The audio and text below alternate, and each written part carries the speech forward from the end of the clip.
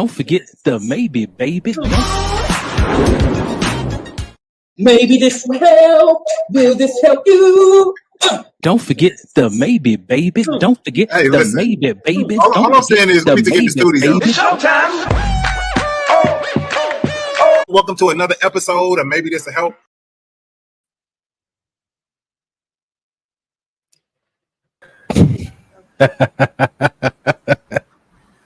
Is that really the first thing that people should see? I figured we might as well scare them straight from the gate. Just let them know tonight. Just let them know what the energy is like, bro. Yeah, no, I get it. I'm ready tonight, man. Oh, sheesh, bro. I was rushing to get here. My mom got into a car accident. She's good, a little banged up, but I was handling that, rushing to get over here, and man, I'm just checking my text. I don't remember saying anything about mom got into no, because you show up with too many guns. You show up with too many guns. The people fled the scene. We already know what you're coming with. We ain't gonna no false alarm. If we needed the ammunition and if we need the arsenal, we know who to call. All right. Man, me and my cousin, we rolled up on the scene, mad dogging. Like, what we mad about? We want to fight somebody. Hey, you gonna hit my mama car, cuz? Just bring it down a few notches. Breathe, everybody. Just breathe. It's hard to just, bro. It's moms. Hey, I get it. I'm the same way. Any little thing, any little thing, it's like 10 when it comes to moms and Denim and Janae. Straight up, man. Anyway, glad moms is good though. Yeah, she's good, man. She's good. She's we're gonna make sure she's even better tomorrow. Just got to touch up a few things, but ladies and gentlemen, welcome to another episode. Maybe this will help the podcast. Vicky, it's good to see you. That LMT, let me touch. We didn't forget you from last time. Happy to see you on here. You touched anybody lately? Where you located? Are you a mobile massage therapist? How can we promote your business? You got an LMT. You got letters on your name. You need to send us your info so that during halftime we can blast your business and what you do and help you get some income, some more income coming in. We just want 20%. But besides that, how was your week, Mike? Smooth 20. Smooth 20%. Yeah, smooth 20. But sweating. Was Master after you? I'm sitting here rushing, trying to get on this damn show. You know, Denim goes to Africa on Wednesday, and he starts school tomorrow. So just kind of get him together, and because his bedtime is 9:30, and we're not off the show till 10. So saying my good night, do this, do that, do that. Yeah. I'm about to say it's our show, bro. If we need to change the time, we can change the time. Nah, we good. We're here now. Let's do it now. But no, week was good, man. Just like I said, getting prepared for Denim's departure and working, which is a good thing. Yeah, I don't have no complaints. Been back in the gym pretty consistently, so that's always a great stress reliever for me. And just eating healthier. This might be small to some people, but for the people that know me, I haven't drank soda at all in about 3 weeks. So I'm excited about that journey. Just, because the gym has never been an issue. For me, it's always been eating healthier, I should say. Yeah, you ain't been drinking soda. I could tell your hair is longer. That's the first thing it does. Huh? Hey, God is good. I don't know. Wikipedia. No, that's solid though, man. I like that. So yeah, just getting into my zone. Excited that Denim is gonna have this opportunity. Also excited that I'll be kid free for 2 weeks. So shout out to you then, bro. Yeah. I know you ain't gonna be lonely though. Enjoy those 2 weeks off, man. We are. Yeah, for sure. We'll probably be working with these other businesses, but it's all good, man. I ain't mad at it. Yeah. Sheesh. I'm gonna do a quick check-in, then I'm gonna grab my food, man. I got a new toy. Pause. Fix your mind. No. Pause. Did you say fix your mind? Yeah, fix your mind. So I've had it for like 3 or 4 years, but I was against it, man. I got me I pulled out the air fryer. Oh, we talked about that. Yeah, man. So So, you've been on it. bro, I've been putting everything in that doggone, It's like air frying steaks and bro, kind of stuff. bro, Oatmeal. salmon, catfish bits, shoot, bacon, chicken patties, asparagus, just grilled cheese sandwiches. I've been putting everything in there. But tonight, I got these gluten-free wings and these steak cut fries that I just put in there. So I'm about to go grab that, and I'm gonna let you talk to the people and bring it back. I'm gonna eat it on the air because wow, What are gluten-free wings? it's what they bread them with. So they Gotcha. got no gluten in it. My lady is gluten-free for the time being. So just trying to experiment with things I know I can make for her. So speaking of, we went to a little wedding this weekend. It was so simple, sweet, and to the point. It was bomb. Had me a good little time, man. That's good. You look good, y'all. I seen a little picture. I was like, oh, okay. Look at my man's in them stepping out. It's Listen, like with the she told me gold and the black on. I was like, oh yeah. I was like, is this nigga getting married or is he going to the wedding? hey, listen, my competition is always the groom. Always. That's how you got it. Because I'm similar. Yeah. You got to crash the wedding. Listen, I made her wear white. She wore white, and then I had on who was backup just in case they had cold feet. Listen, when we go to Reggie's wedding, yeah, he gotta come with it, dressed to the nines, because we're gonna be on. Jesus. Yeah, my suit is all yellow, canary yellow. Sheesh. Golly. Okay, I may have to go with somebody else. That's terrible. Damn. Come on, man. We going as twins. Danny DeVito. There it is, Danny DeVito and Arnold, baby. But no, talk to the people real quick, man. I'm gonna grab my plate. I'll be right back. How's everybody doing? Check in. Y'all can check in too tonight since Donnie is about to go grab his food. How's everybody doing? How many people we got? We got a few people on right now. Excuse the sweat. Like I was just telling Donnie, for those that just tapped in, I've been trying to get my son together for school. He starts tomorrow. Although I know a lot of parents are telling me school started like a couple weeks ago for a lot of students. I guess his school is a little behind. Yeah, old school. I don't know. But it's a asparagus in the air fryer. Have you ever tried asparagus in the air fryer? We're gonna have to try that, Nikisha. Asparagus in the air fryer. Thank you, Vicky. Congrats to the soda reduction. It's not even just a reduction. It's cut out altogether. And what's crazy is I thought it would be a lot harder for me to cut it out because I was a daily soda drinker, but it's been easy. And I've been taking sorry for the noise. I've been taking a lot more herbs and daily vitamins and all of that stuff. So the soda kick has actually been a lot easier than I thought it would be. But thank you, Vicky. What else we got?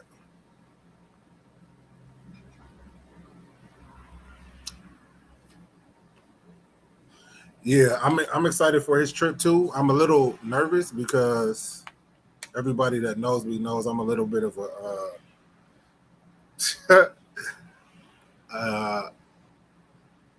me and Denham are attached a lot at the hip, mainly because of things we've been through together.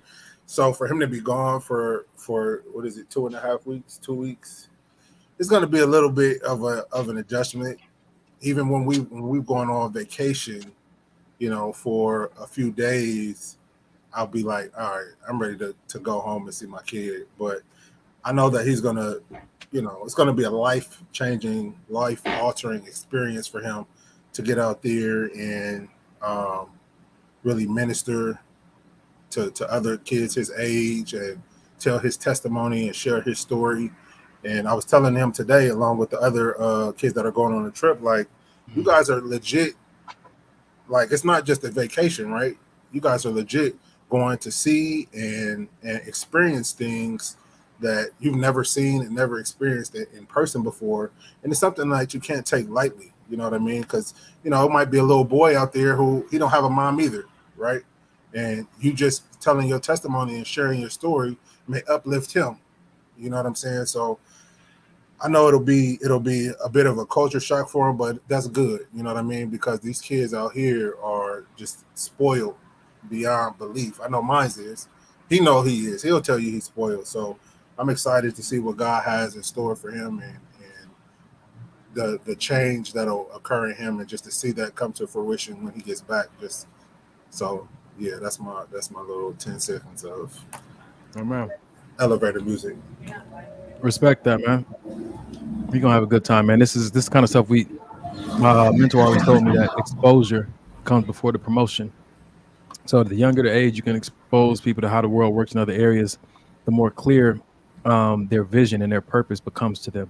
Because they start to get exposed to things that impact them in a very specific way. And now that becomes like a life passion. And so when they go into school, their motivation is different than when they go into college.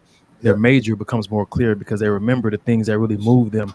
And sometimes it was something out of this country, you know? So that's good, man. Yeah, man. Yeah. Congrats to you, Dad of the year. You know how I feel about that. But yeah, you know, just one day at a time, and it's a lot of in the moment training, you know what I mean? A lot of this came up. I don't got nobody to call right now. We got to handle it right now. And you know, you pray about it and you consult your partner, and you know, you make the best decision you feel like you made. And it's a lot of times I done made mistakes, and I done had to come back to Denim and apologize. Like, hey, I said XYZ.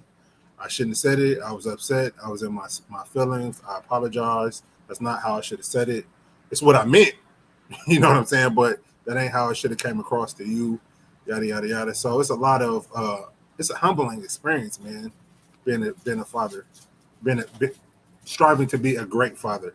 It's a humbling experience because I see and I hear a lot of parents, not knocking anybody, but just the way I raise my kid. I don't cuss at my kid. I don't yell at my kid. I don't, you know what I mean, belittle my child. You know what I mean? Because he's a human. He's an adult. I'm not an adult, but he's a human. And he deserves to be treated like a young man. And for me to sit here and call him stupid and cuss him out because I'm angry, it's just, I think it's better ways to be a parent. You know what I mean? I think you get a better outcome. You know what I mean? Trying to do it that way. But again, that's just me. So, yeah. Respect the effort and the presence, bro. All good. Appreciate it. Appreciate it. I just for those that were saying that we were not live on Facebook, I just did an update, so we should be good to go now. You want to check real quick? Janae's gonna check right now to make sure we up. But yeah. All right. Ready to get into it? Mm-hmm. Ladies and gentlemen, welcome to another I'm gonna keep working in the background and figure out what's going on. But it's not live. It's not live on Facebook. Okay, it's not. But go ahead. I'm gonna figure out what's going on right now. All right, bet. We need to restart the broadcast. Or we good? Nah, I don't think. Oh, I didn't save the changes. That's why I just exited out. Ladies and gentlemen, hold on with us for 1 second. Oh, Tina said it's live. Oh, maybe this will help. Mm-hmm. All right. And then, all right, let me get my page back up. Boom. Maybe this will help. Will this help you? Don't forget the maybe, baby. Don't forget the maybe, don't baby. Forget it. Don't forget. See? I tried to ignore it. It's fine. You did. I saw you when you kept going. Yeah, I saw it. All right. She said it's live on Facebook. That's where she's watching from. All right, cool. Well, without further ado, ladies and gentlemen, welcome to another episode of Maybe This Will Help the Podcast. Give you that relationship talk you can relate to, the good, the bad, and the alimony, as our brother Kerry would say. Welcome to the show. Hope you tagged your favorite friend. Man, text somebody. Tell them to join in this conversation. We're about to get into it again with something that hopefully we say maybe it might help, or something you might say that might help. If you say something with substance, we can go ahead and throw it up here in the chat like that on the screen so everybody else can see it. So don't be afraid or ashamed to jump into the chat and share something with the people out there. We're gonna get started a little something like this today. Boom, start off like this. Only men can love a woman with no money, no house, no car. Only a man can love a woman and expect nothing in return. Women can't do that. A woman's love comes with conditions. You must have this and that. A man just wants peace. Only thing women love unconditionally is their kids. We're coming in hot today, bro. Jeez, I see. Golly. All right. Forget the fluff. You just gonna hit them with the straight shot. All right. Do you agree? Do I agree? So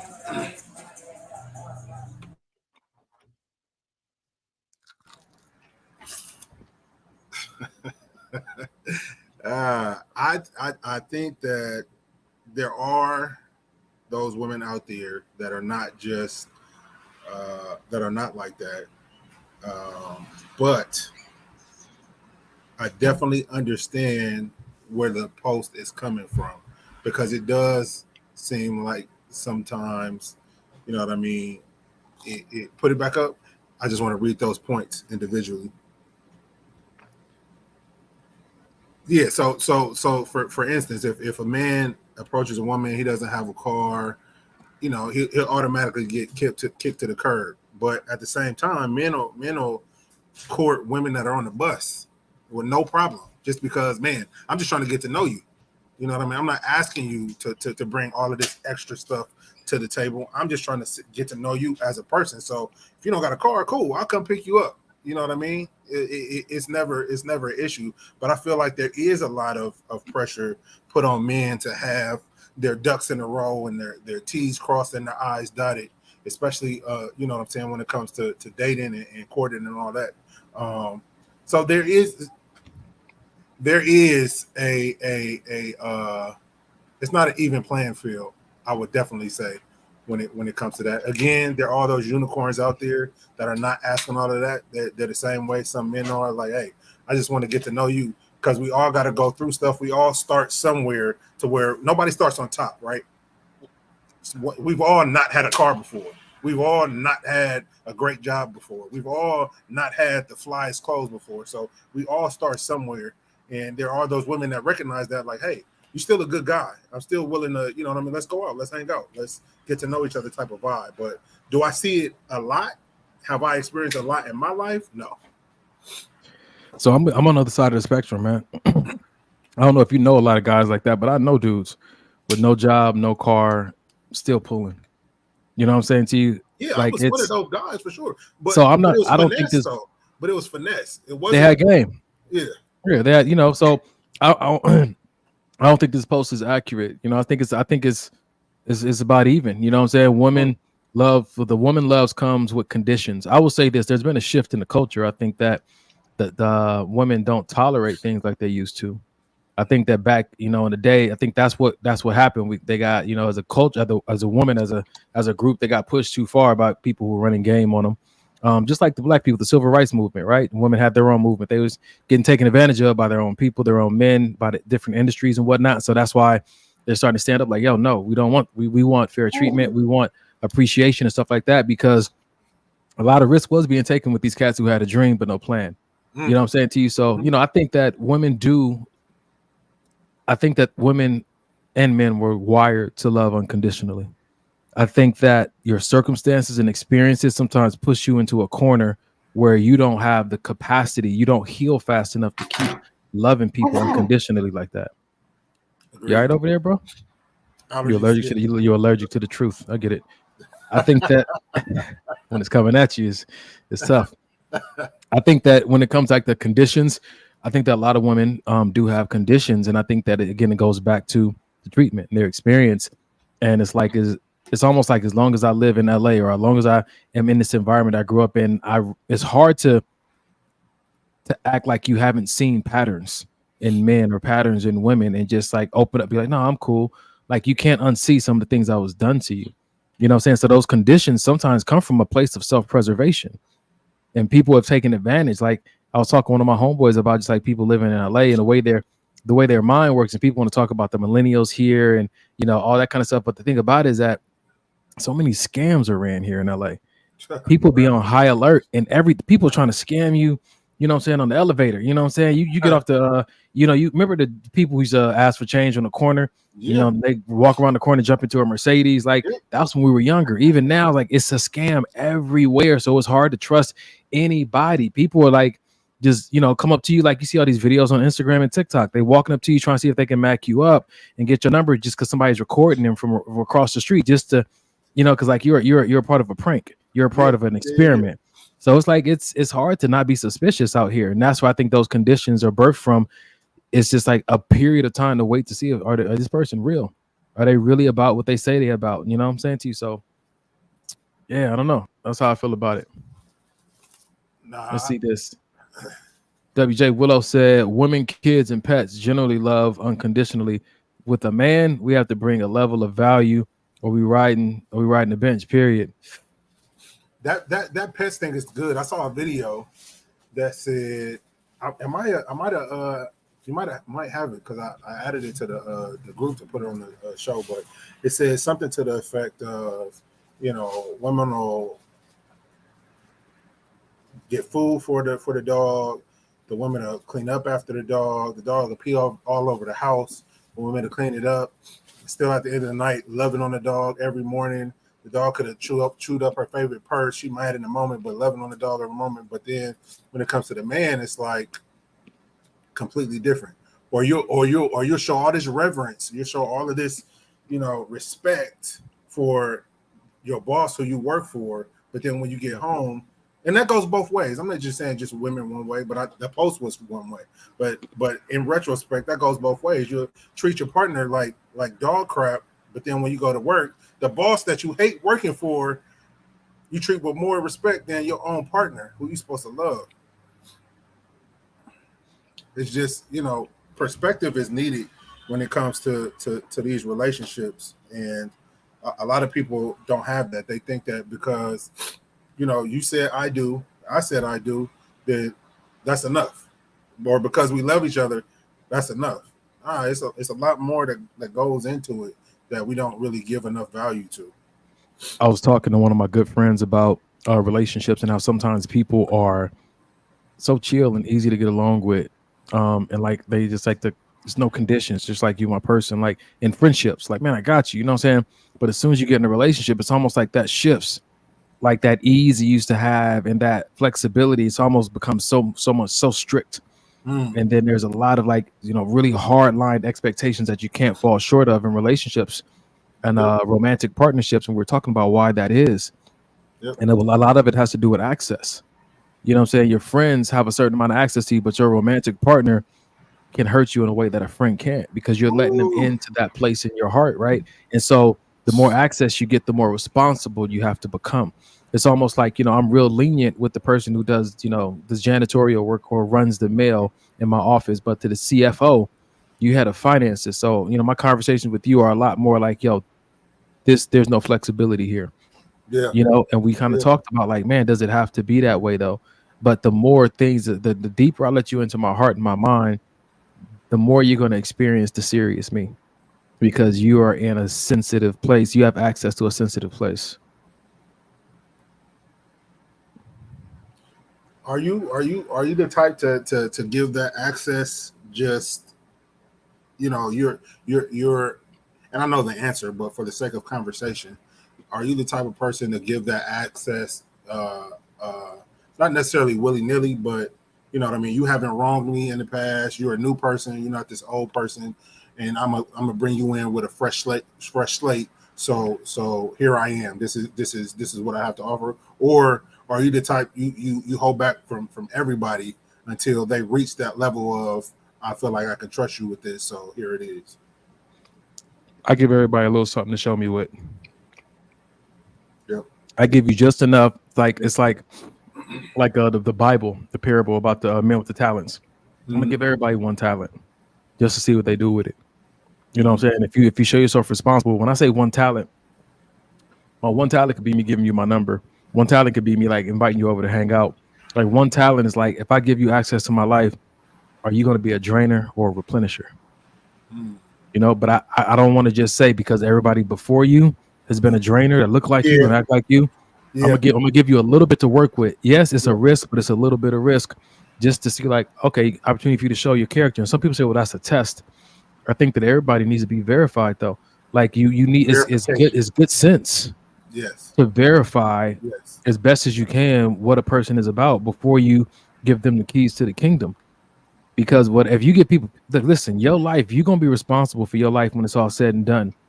The people who you gave access to are going to influence your life in a certain way. And this one post said, choose friends like they were directions. Because they're everybody that comes to your life you give access to is going to lead you down a specific path because access means influence. Yep. You know what I'm saying to you? So it behooves you and it's responsible of you to say at the end of my life, I have to give an account for everything I did with my life. And I understand how influential friendships are. So there is a certain standard that you need to meet up to before I give you the kind of access that can really damage me or bless me. 100%. 100%. Yeah, I just look back on all the times that I didn't verify, or I did a superficial verification. Like, okay, you got nice check, ankles, so I'm letting her in. You know what I'm saying? Like, you check those boxes, so you got some kind of goals for your future. So let me give you the time of day, and it just so much heartache and pain we could have avoided just by doing proper verification, or even just taking it to God in general. You know I'm about to say, but do people even know how to verify if someone needs to have access to their life? You know, I think people verify that based on the list that they create over the years. Like, we've all at one point had this list of what we want in a partner, and a lot of people do their verifications based on this checklist. But I feel like the older I've gotten, that checklist has kind of fell to the wayside, and there's actual verifications that needed to happen for me to get into these committed relationships. Especially after my son's mom, I was like, yeah, my picker is completely off. Like, something, how did I get here? And in retrospect, it was me. It was my verification process. Why didn't I stop at these stop signs? Why did I blow right through them and think that was okay? This goes back to therapy for me. The inner child, the young boy inside of me. It's almost like you letting your son Denim decide who you're gonna marry. Say, son, you come up with the verification. You come up with a list of all the things you think I need in a wife. He's what, 11 years old, 10 years old? 12. He's 12 years old, right? And so you're letting him decide based on what he believes is important in life. And a lot of times within us, if we don't do the due diligence of healing that young boy, he's still crying out for things he didn't get as a child. 100%. Like, this is what my therapy looks like. This little boy still crying out from 35 years ago. Still wants what he wanted from back in the day. And so because his cry hasn't been satisfied, it shows up oftentimes in how we choose the person that we're going to date or person we're going to marry. And this is how we get in situations where she's more of a mother than she is a romantic partner. This is where we get in situations where, she looks the part and she carries all these things that the boy in me was looking for at a young age. But now I'm a man and I need something different, but I can't differentiate between the two because I haven't gone through therapy to recognize the different voices that are speaking to me, nor heal and advocate for myself finally in a way that's appropriate to where I am now in life, in a way that a 43-year-old would satisfy that urge that's inside of him that his 8-year-old self is screaming for. Yeah. It's wild. It's wild how these things show up for us, man. It is. That's why it's so important not to suppress these emotions and these feelings when you're a child. I mean, I know as a child, I wasn't taught how to communicate as a kid. Like, and no shade to either one of my parents that were both in the home, but I wasn't taught how to communicate. It was always them asking, how do you feel about certain things, but it wasn't really, how I try to sit down with Denim now and he'll tell me I don't know. Back then I would have got away with I don't know. Yeah. Denim don't get away with I don't know, because in my house I don't know ain't no answer. We're gonna talk about, we're gonna get down to the very root of why this thing happened, why you feeling this way.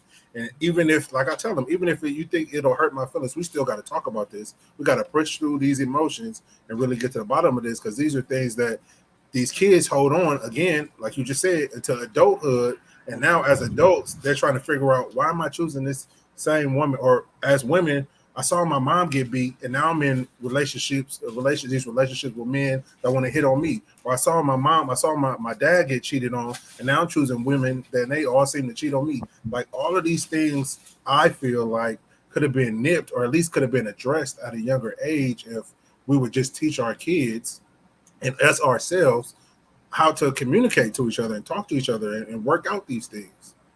Yeah. I'm getting a few text messages saying that our mouths are moving a little bit slower than the words that are coming through. So I closed a few apps on my computer to make sure that my computer can dedicate to this podcast alone. Anybody else have an issue with our mouths moving same time as you're hearing the words? So it may have. So we were not connected to Facebook through the Maybe This a Hoe page. I just connected us. So when it picked up, because like Carrie just said, yeah, you guys are here. A lot of people may have caught us as it was going, and maybe Facebook catching up. Yeah. Got you. Okay, bet. We want to make sure we promote this. Yeah, she said yes, they are not matching. So I want to say this, man. The best you can, because we are going to try to do a push for YouTube. The best you can, log into our YouTube channel, subscribe, and try to watch from there, because we are going to do a push on there in sometime in the close future. So yeah. So Ali said we're all good now. All right, cool. So we're going to promote that during halftime. You ready to move on to the next one, bro? Let's do it, man. All right, man. Let's get into this first video of the night. Mike, you mentioned this earlier, so let's touch on this real quick. Real weird how we respect a friendship more than we respect our relationship. Your wife tell you we need to have a date night. You like, here we go with this again. Your homie say come kick it at the club. You on your way. Say less is the term. It's weird how we balance that. Your wife should be your best friend. Right. Real weird how we respect a friendship more than we respect our relationship. Your wife tell you we need to have a date night. You like, here we go with this again. Your homie say come kick it at the club. You on your way. Say less is the term. It's weird how we balance that. Your wife should be your best friend. Right. Real weird. Key thing. Go for it. Nah, you got it. I about to say the key thing. That's how it is when your wife ain't the homie. And I was, and you know what, and you know, correct me if I'm wrong, but I feel like I can speak for both of us when I say that's just not the type of guys we are when we in relationships anyway. I feel like we the type to always put who the person we're with in a relationship with, you know, on some type of priority list. Let me ask you a question though. Let's be honest on here. If you're not being honest already, we will do that because we're men of integrity and character, and we'll be like, yo, babe needs me so. But is there an inner voice that be like, here we go again? Like, is there ever that inner voice that's just like, I'd rather not? Nope. I think that's evidence that we picked well. Yeah, I can see that because I've heard that voice before. Do we have to do this again, or they want to talk? And we just talked yesterday. We got to talk again, and you know, it just seems like more of a job than a relationship. And that's the conversation. You know, I'm in this. We're doing premarital courses, right, in a group setting, and I mean the questions they ask are incredible. We just finished going through this whole chapter on disappointments and expectations. And one of the questions was how much alone time do you expect to need once you get married? It's a good question to have. They're going to also talk about like how much time do you need with friends and family away from your partner once you get married? Like, I think that, man, it's almost like at my job, like I'm supposed to legally get 2 15-minute breaks and a 45-minute lunch. Yeah. Because I need time away from that work. And the thing that people always say when they ask about marriage, how is it? They say it's work. And it's like, okay, if it's work, like, then do you get your breaks in there too? Like, how do you like, why is it like that? And I think that some people have wonderful jobs where like, yeah, it don't feel like work. Yeah. And something about this is not pushed on you. It's what you create. You know what I'm saying? I was at a wedding yesterday. It was like, yeah, it's going to be hard and it's going to be this and it's going to be that. Sitting next to my lady, I'm like, ain't it what you make it? I don't think it innately has to be all this. And I said, I believe in being an anomaly, and people can say I'm delusional or whatnot, but I believe that it's going to be whatever you make it to be. That way, if something's off, I know that one of us brought it in so we can fix it. We don't have to just sit in this and just hope that it goes away. Man, I agree with you 100%. It's funny that this subject is coming up because in church today, I actually went to actual physical service. And look at you. Did it burn?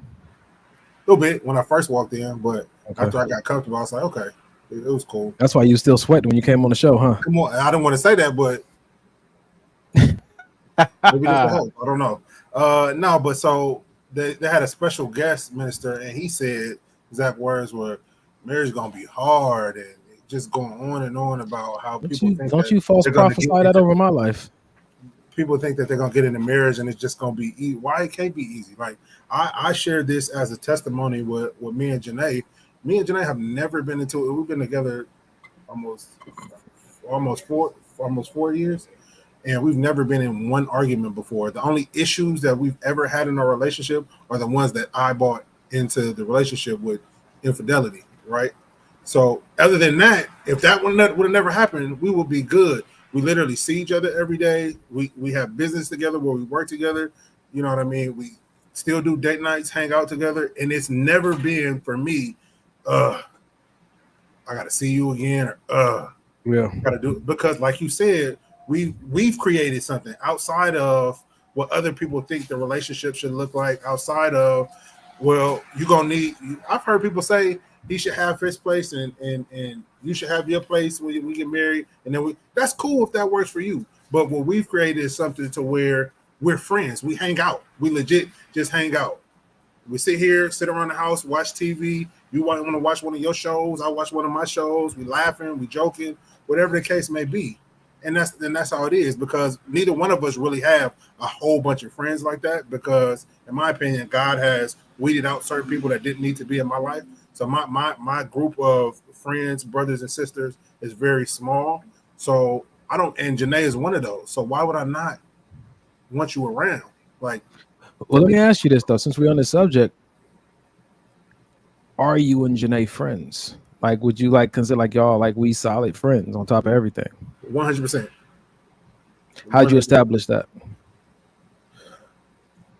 I think it was established with a couple of things, with really trying to get to know each other outside of this romantic bubble. And it's weird. It's weird me saying that, because we did that while I don't know if this is gonna make sense, but we did that while we were in the romantic bubble. We took the time to really get to know each other outside of the romantic bubble, if that makes sense. No, I like that, because I think the key factor for me in the relationships that I've experienced is that in friendship, I care about you, but in relationship, I care about us. And I think that sometimes people get in a relationship and they stop caring about you. They only care about us, which means that if we don't both benefit, this is not a good idea. A friendship is like, yo, I love you and I want what's best for you, even if it doesn't work out really for me. And I think that taking that kind of energy into a marriage or into a relationship is healthy, because it shows the kind of self-sacrifice and the selflessness that helps you create a very healthy kind of connection with your person, to where they can trust you to a degree that this person wants what's best for me at all costs. And I think that that's a worthy sacrifice for a person you call your spouse or your husband or your wife. Yeah, man.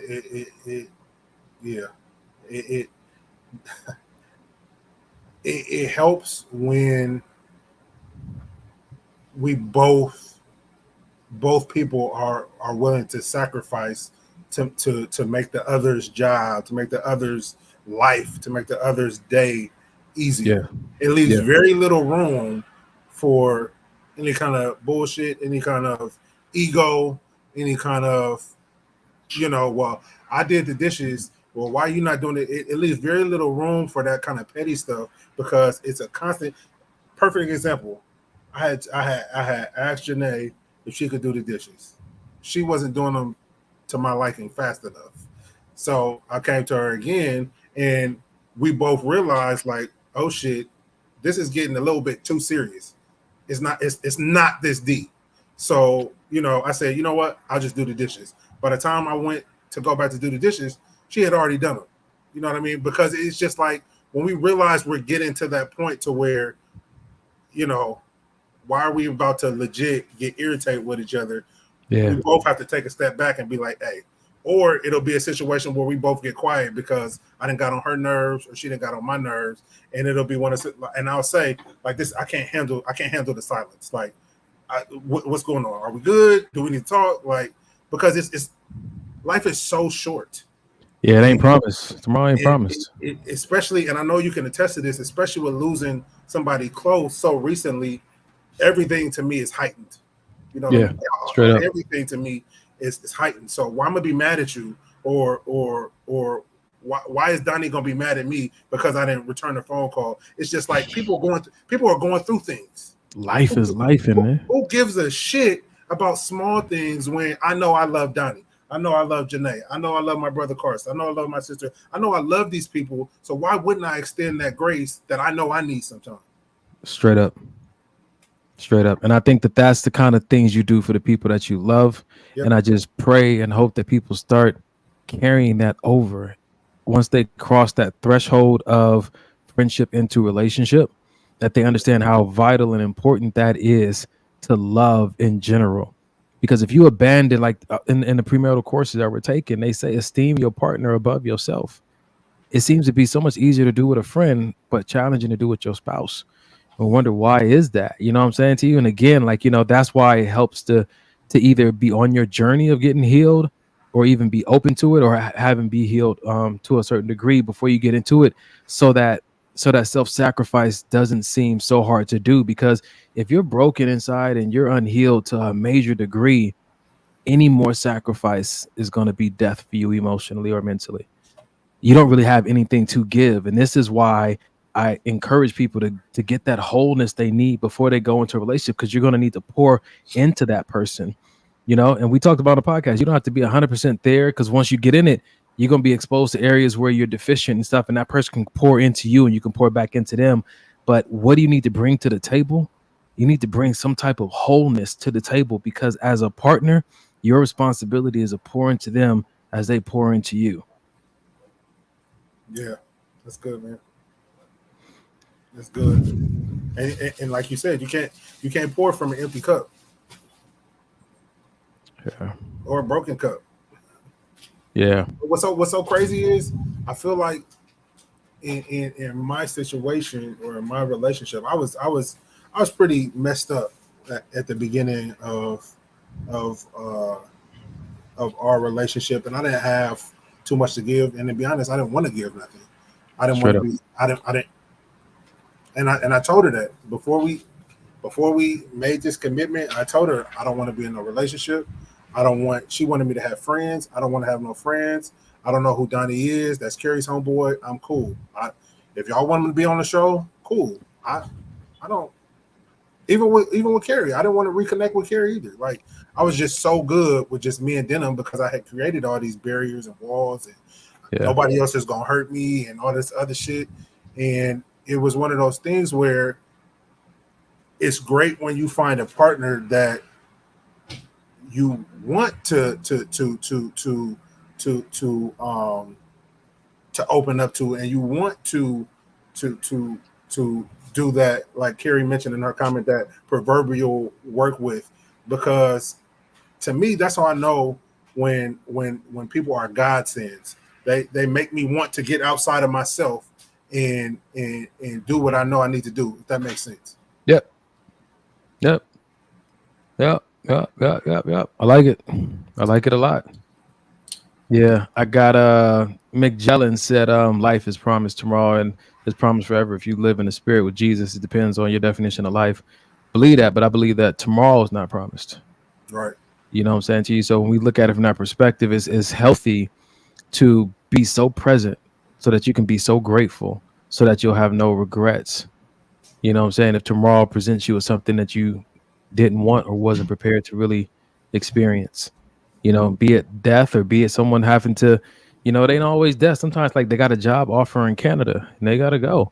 You know what I'm saying to you? Sometimes it's, you know, it's just that the access, like they have a sick relative. And so they have to be the number one caregiver. That's going to take away from the time you guys have together, you know, and sometimes it's just like, you know, that's a hard pill for some people to swallow. And a lot of times it's because they just haven't been present and grateful to what is. And they've now tapped into this little bit of entitlement. And that's dangerous. Borderline toxic. Is it even borderline or is it just toxic?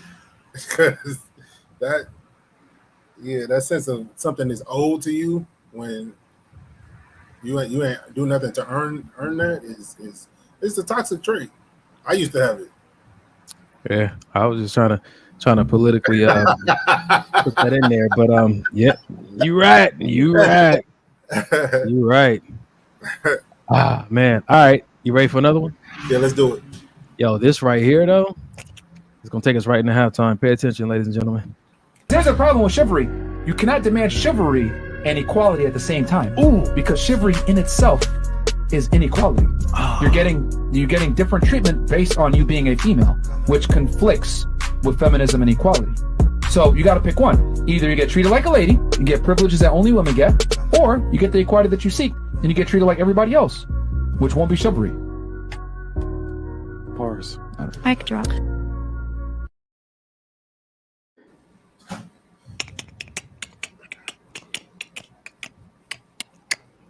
I'm replaying it in my head, trying to find some holes in the statement. And One more time. Yeah, let's. There's a problem with chivalry. You cannot demand chivalry and equality at the same time. Ooh, because chivalry in itself is inequality.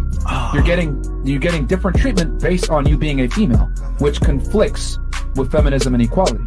So you got to pick one. Either you get treated like a lady and get privileges that only women get, or you get the equality that you seek and you get treated like everybody else, which won't be chivalry.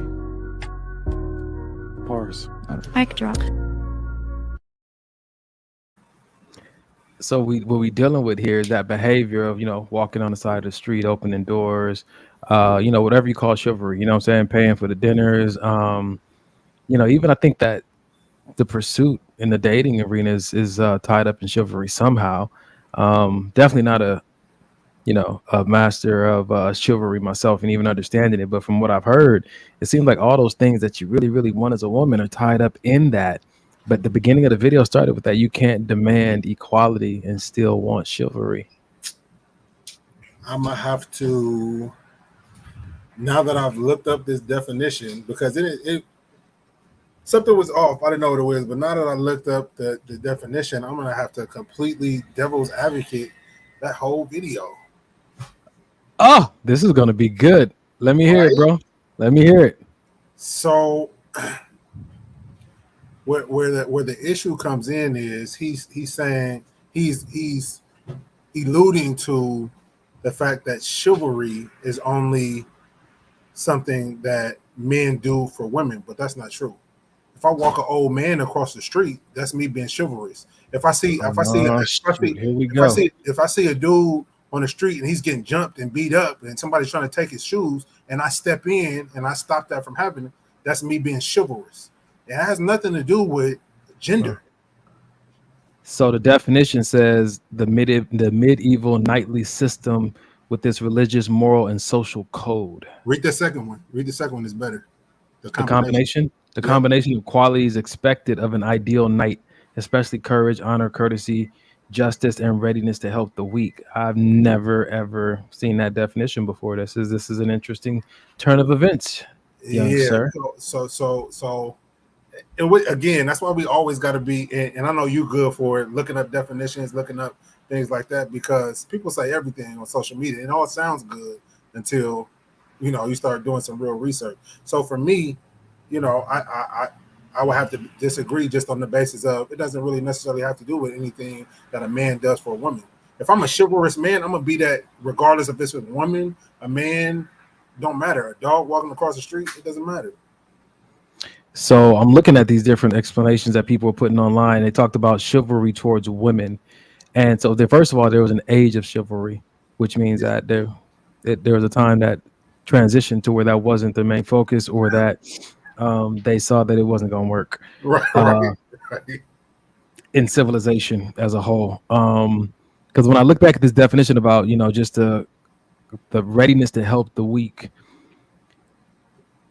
I worked with the homeless for a while, and you recognize that this statement kept coming up.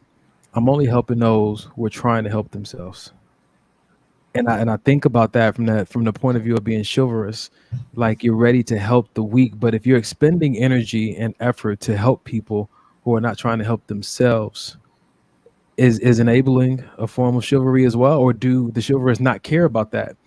Because they said that the 5 pillars of chivalry are piety, which I don't know what that means, and you look it up, honor, valor, courtesy, chastity, and loyalty.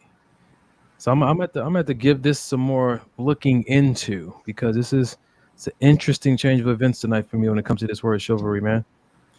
Yeah, it's so piety is the quality of being religious or reverent.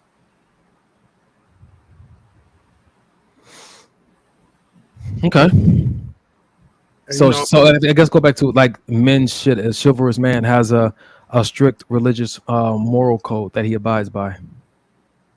Straight up. So there's certain things that as a man you have all these abilities. You have this ability to harm and to help. You have this ability to, to be spontaneous and to be structured. But given the situation, you dive into whichever one is most appropriate, not what you feel, but what you committed to. yeah. Chivalry seems to be a commitment that a man makes to a certain way of doing life, Mhm. which could be appealing to not just women, but to his society as a whole, because it was something that was dutified or given to knights. And to be a knight was to have a certain title that it really meant something. It's almost like the police, they go into, certain restaurants and they eat for free because, they're a police officer. Yeah. You know what I'm saying? That's facts. That's facts. This is interesting. Would you consider yourself a chivalrous man? Me? Yeah. 100%. I've always had a heart to help and to look out for the little guy and to, opening doors, all the whole nine. It's always been my MO because, I feel like this. God didn't.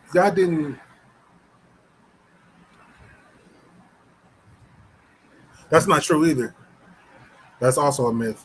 I've seen a lot of women at night. You stupid. You can look up on Google. There were a couple female knights. Maybe not in the beginning of when it first started, but there are a couple females that were actual knights. But anyway, I feel like I hold this stance, and maybe you can kind of concur. I feel like God didn't make me 6'6", 285 pounds to not be a protector, not be a helper. Same goes for you. Why do I have this strength and this stature if I'm just going to turn the other cheek when somebody is being mistreated, or why am I going to turn the other cheek if I know somebody is in need? And that's always been my thought process. Like, you have the ability to help, so nigga, go help whenever and wherever you can within reason. So it's gotten me in trouble a few times, but see, that's the crazy part, because it's like you gotta learn.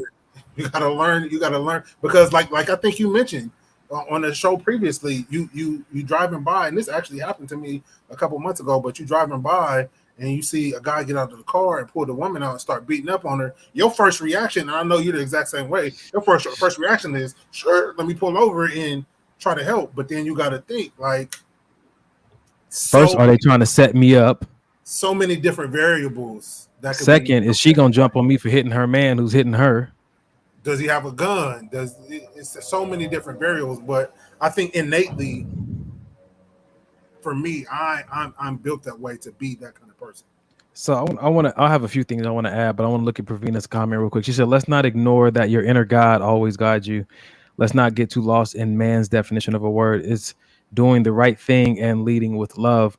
I think that when it comes to the definition, it was always a man involved with every definition that we're reading in the book. Somebody had to write it, and everybody's inner God is not the same. So I'm hearing that, but I'm also hearing that it's not just one religion. And when we look at this from the man-made definition of it, it's a man who's subscribed to a certain social moral code. But this is specific to an era in history, in human history. And I think that's where the word originated from. I don't think it was a part of everybody's culture. It wasn't a part of humanity as a whole. There was a time when this became a big deal. But listen to this, bro. I looked up the definition. I said, what is the female equivalent to a knight? what is a damehood? A damehood is the female equivalent of a knighthood, and therefore the title dame is equivalent. It's a female equivalent of the title sir. But women cannot be appointed knight bachelors, meaning they can only ever be appointed the order of chivalry. It says the title dame as a female equivalent to bring knights was introduced in 1917, although of course there were female knights before this. This sir and dame title is a very respected and highly sought after title throughout the United Kingdom, and it would be an honor to bestow this sir title on those who deserve it. So when we talk about the place in the world where this was a big deal in the United Kingdom, and now we're looking at it from a standpoint of in the West, this says what is the modern definition of chivalry is the modern chivalrous gentleman will notice when you have a new hairdo or wear a new dress, and he will give you a real compliment. That's what it's come to now. That's all it takes to be chivalrous now, versus in the United Kingdom what it originated as being. And I go back to what Pravina was saying. I believe that what she's saying has a lot of weight to it, because in certain cultures you didn't need to be called a knight to be the man that you were created to be by a higher being. Yeah. As a man, you did these things. Not just there was no escape for a man to be a knight or him not to be a knight. It was like this was responsibility that was put on you as a male human. Yeah.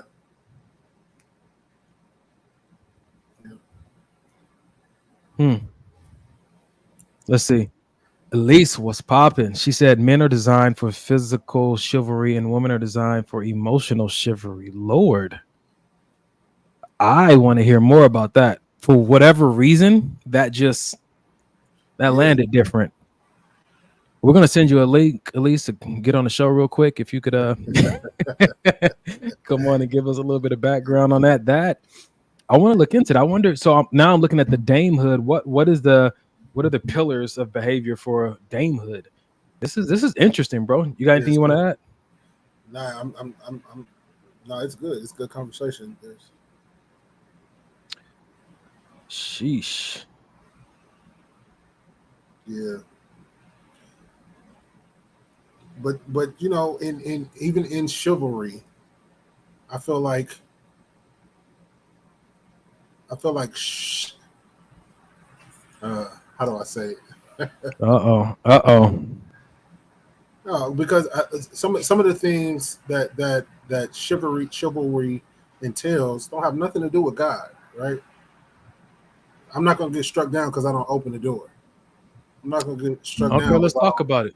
Because I don't go above and beyond for someone else. You know what I'm saying? So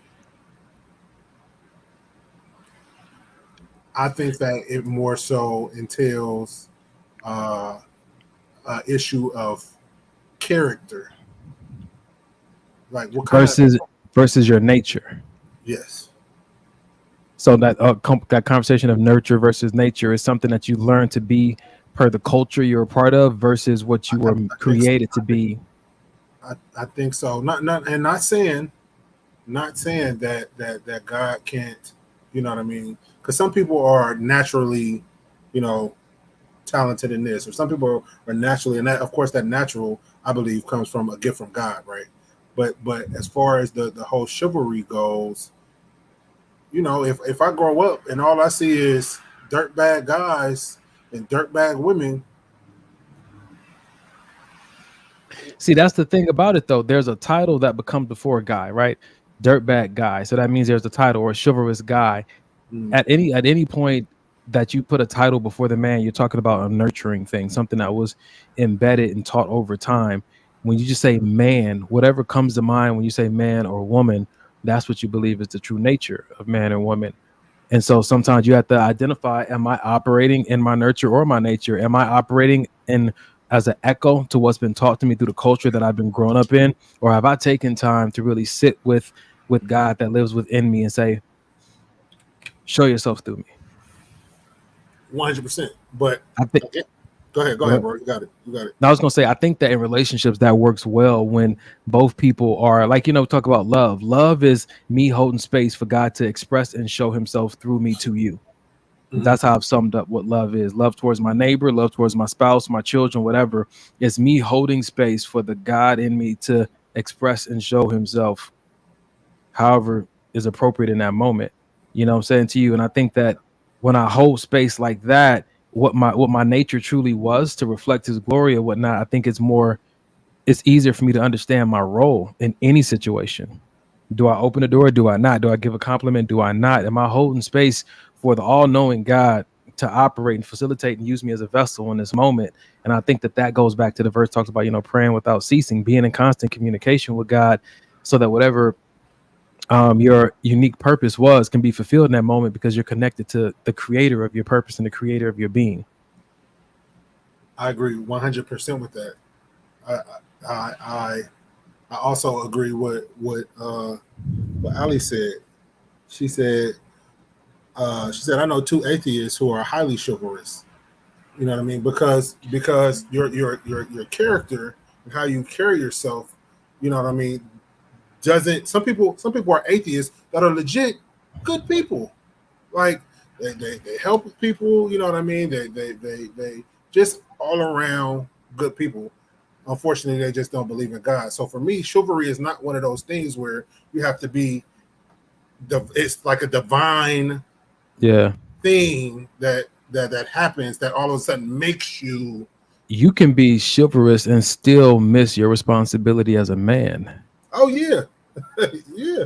And I think that when we look at these codes of conducts, they were appropriate in the United Kingdom for, when you think about any kind of kingdom, any kind of culture, any kind of civilization, they want you to be civil. And there's a code of conducts that make you a civilized person. This is the standard in order to be identified as a civilized person. This is how we sit at tables. This is how we walk into a room. This is where the fork and the knives go. And I think that if we sum up our full responsibility in these kind of codes of conduct, but miss the bigger picture, I think that we can miss the whole point, but still be admired in our communities, but not fulfill divine purpose in our lives. 100%. So chivalry is not the end all, but it is a great set of tools to carry with you. But still, even knowing that they could change from culture to culture, from environment to environment. Yeah. That's the tricky part, because we've spent a lot of time studying this and trying to apply it in situations where it may not be appropriate. A woman may not need you to show up for her like that. Yeah. And you're like, well, no, let me be chivalrous. They say, let me be a man. When you're really saying, let me operate by a code of conduct that was established by a culture that I feel like would, compliment you well. It's like, well, that's not the culture I grew up in. Here's how you can compliment me. Can't avoid the communication. Got to go back to saying what works for you, baby. I already know where you're going, Mike. You got to talk to your person, and you and your person decide what's chivalrous for us. What's the responsibility? What compliments me is this kind of behavior, regardless of what any other culture says. This keeps going back to what Pravina said. Let's not ignore that inner God. Let's not get lost in man's definition. I think that if we're gonna get lost in any definition, it's gonna be the one that you and I create for our relationships together. That's 100% right. Because how many times I say it all the time. I feel like I was born in the wrong time period. You know what I mean? You know what I mean? Just the like you mentioned, the codes of conduct and how people interacted with each other, how people interacted with their partners. It's just, I see a lot of stuff today is just trash. And I'm like, golly, how did it go from that to where we are now? You know what I mean? Which is like a free for all. It's interesting, man. It's interesting. That was a good conversation, man. You ready to do this halftime real quick?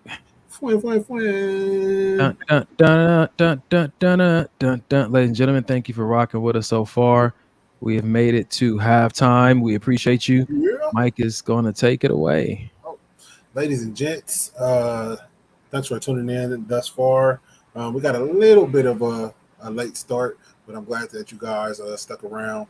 We're about to get into our second half of the show, but before we do, if you guys are not following us on our social platforms, please go do so. Maybe just help the podcast on Instagram, Facebook, as well as YouTube. As my brother Donnie said earlier in the show, we are going to be pushing our YouTube channel a lot more. So please, if you're not already doing so, real quick, go subscribe, like, turn on the what do you call it? The bell, so every time we notification. Go live or notification, anytime we go live or we have anything we want to put out, because you never know, we may be Thursday night, Donnie ain't got nothing going on, I ain't got nothing going on, hey, let's hop on real quick. That's facts, man. We've been talking a lot about that. You know what I mean? It may not be on Facebook. It may be on YouTube. So, you know what I mean? We just want to make sure you guys are tapped in as much as possible. Again, we've been saying this every week. Thank you for the support on our Instagram page. It's growing exponentially still. So we definitely appreciate the love and the support. Yeah. Oh yeah. And in order for us to keep getting on YouTube and to keep getting on here on StreamYard and sharing this good word with y'all, my brother has something that he wants to talk about. Listen, this just goes back to what I've been saying, man. We need your support. I know we had a good push for a while, and we, was sitting all right, sitting pretty, and we haven't really asked, but yeah, we want to stay on the air. We have some bills we got to pay, so not our own personal bills, like cell phone bills, but just staying on the air costs us every month, and they upgrade the services, and it's all these different kind of perks, and so yeah, if you want to contribute, that's all. It's not a beg. It's just an ask for those who already have their heart set on wanting to contribute. They just don't know how. Cash App us at $ maybe this will help. Cash App us at $ maybe this will help. If you want to do Venmo or Zelle, you can email us at maybe this will help podcast. Maybe this will help podcast at gmail.com. We appreciate y'all. Screenshot this, share it with a friend. Just say, hey, send $5 over there. Don't ask why. Just send it. We appreciate that. Shut up and do it. Basically, is what shut up and do it. All right, bro. You ready for the second half, man? What did you say before the show? You said at halftime we would shout out somebody's business. No, I was telling them to send. I was telling LMT to send her business info over to our Gmail so that we can shout her out during halftime. And that's anybody that has a business, that owns a business, trying to get some traction. I'll shout out a couple of my business. Baydan Event Rentals. We started an event rental business. Me and my fiance and my brother and his wife started an event rental business. So please, Instagram Baydan Event Rentals. We also started a logistics company that is doing well. So yeah, if you know anybody that needs some jumpers, anything like that, hit us up. Straight up. All right. Y'all got a logo and a business name and all that kind of stuff? Yeah, it's everything is legit, bro. We're not playing out here. What you mean? All right, cool. So we need to push that at the middle of the show. We need to have some visuals. That's what I'm saying. You felt you needed to say that right now while all these people looking? My bad. That's how your brother does. He blasts you in front of the world. I be forgetting sometimes that people are listening.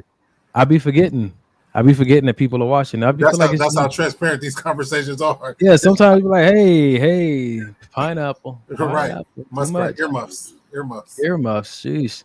Yo, Vicky said if we running back that midweek mayhem like used to do in seasons past. I think that was you. That was you and Carrie and maybe what's George? What's why do I want to call his brother Leonard? Simon? What is his brother's name? Sean. Yeah, there it is. Y'all used to do that midweek stuff, right?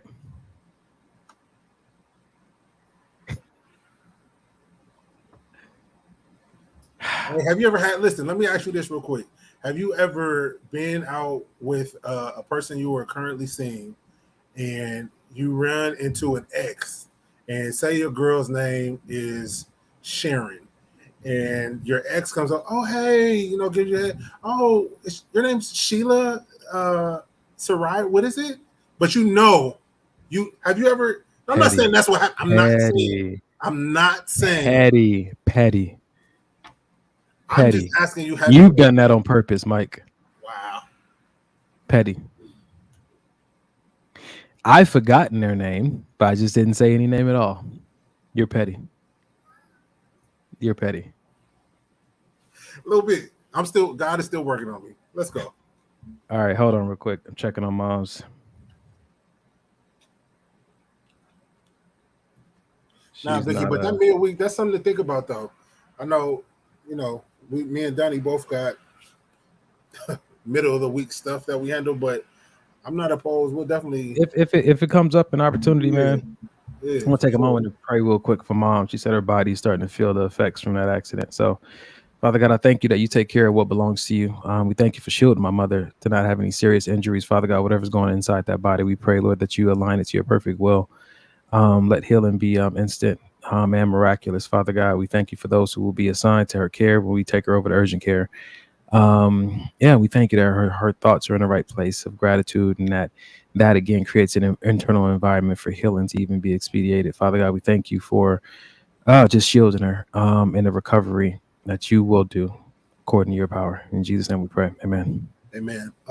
We need to cut this short. You need to go into that. No, she's not even home now. I'm trying to convince her, like, can I take you now? She's like, no, baby, we'll go tomorrow. So 2 friends took her to go eat and have a few drinks and just kind of clear her mind. So I might have to pull up, but as of right now, she keeps saying no, no, no. So, but I got her location on my phone. I know where she is at all times. So if I need to, I will. All time. Damn. All time. Damn. No, for real. Like what happened was when she got into the car accident, she I guess she called me by accident or was trying to call me, but she was still in shock, and she was talking to the people that were there, and I can hear her talking to them like about the accident. I'm like, yo, where are you? Why can't you hear me? I said, cool. The phone just hung up. I said, fine. So I just went into my app and saw the location, said go. That's good. I'm on my way. That's why she keeps her location on. I always know where she is. Let me ask you this. Since we're gonna flow right into this. How do you feel about that in relationships? A lot of people say, you just want to track me, or you know what I mean, you just want to, follow me around. But what do you think about that in relationships? I think that the tool has very beneficial. It has very great benefits for mature people in relationships. I think that absent maturity and being with someone you actually trust, that tool can seem like a weapon, or it can be a tool of manipulation, or it can be, a negative thing.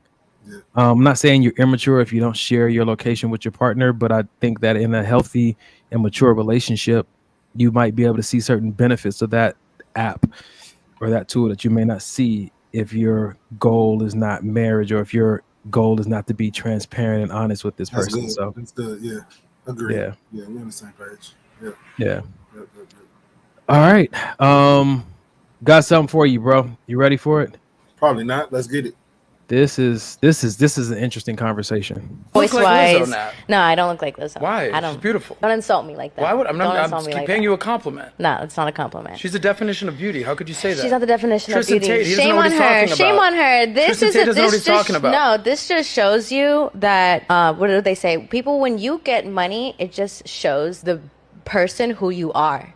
Right? So like you have this lady, everyone thinks, oh, she's this example. She's beautiful. She's kind. She's for all the girls. And you see this story come out. And it's like you have somebody fat shaming other fat people when you hired fat people to be a part of your camp and your team and to dance around and to glorify people being obese and fat. And you're fat, right? And then it's like you're promoting people to not take care of their health and you're defining that as beautiful. It's a sin. It's awful. It's shameful. And it's like, it's almost like women are gaining weight. Oh, it's okay. Like you can still be successful and live a dream life and be obese.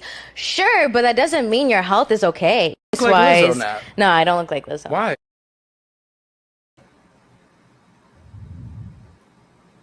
Where you at? So many different topics we can dive into in just that one video. What are we asking? So I want to start with this idea. The thing that struck me the most, I'll start there and you can break down whatever you feel like after that, is I do feel like there is a glorification of a lack of responsibility and accountability for the health of your body. I think that it is something that needs to be addressed. Is being promoted that it doesn't matter how your body looks or how it got that way. There are some people with medical conditions or hereditary issues that make them big boned per se, or they have certain issues that happen to their body. But I think that within that, somewhere people are promoting do whatever you want to do with your body is fine. I struggle with that. It's everybody's right to choose to be healthy or not, and whatever people promote is what they promote. But as for me and mine, I'm definitely pushing about the stewardship of your vessel. And I think that for me personally, having all the things that I want, material possessions and relationships that I want, but having I won't say a toxic relationship with my own body, or not really taking care of my body the way it needs to, that that denies me any opportunity to feel successful in my mind. But I can't push that on nobody else. That's, you know. I do, and I go as far as to say I can't push that on people. Like kind of like you said, for me and mine. For me and mine, I'm pushing it. You could call me, you could say whatever you want to say, but we finna be healthy over here because I love you and I want you to live. And at the same time, skinny ain't healthy either. No, it's not. And that's what I'm saying. That's why I say healthy. I didn't say small and I didn't say fat. So it had nothing to do with the size of the person. For me, no. You go to the doctor and they give you a clean bill of, because to be honest, I'm not necessarily worried about this European scale of what's overweight.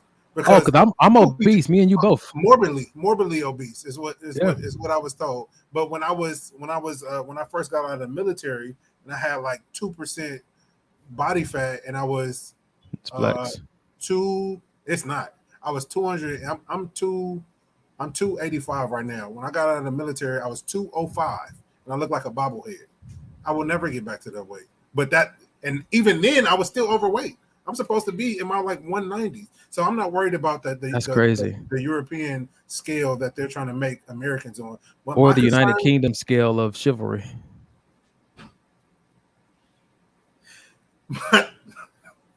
In the Congo, where I come from. Here we go. My concern is health. Wow. You hear me? You too near me not to hear me, brother. Can't stand you. Somebody out there in Congo understood me, like, yes, my brother. Yes. My brother. It's the clip for me. No, but seriously though, I think that health is my focus, whether it's with my fiance, whether it's with Denim, whether it's with my boy Kars, who is a bigger guy, whether it's with you know what I mean, and with me.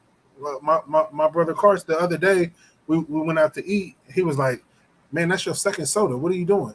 Not the other day, before my journey. And that's part of what sparked my journey into cutting this soda thing out, because I was looking like, damn, you right. That's a little bit, overkill. And for what reason? Because it tastes good.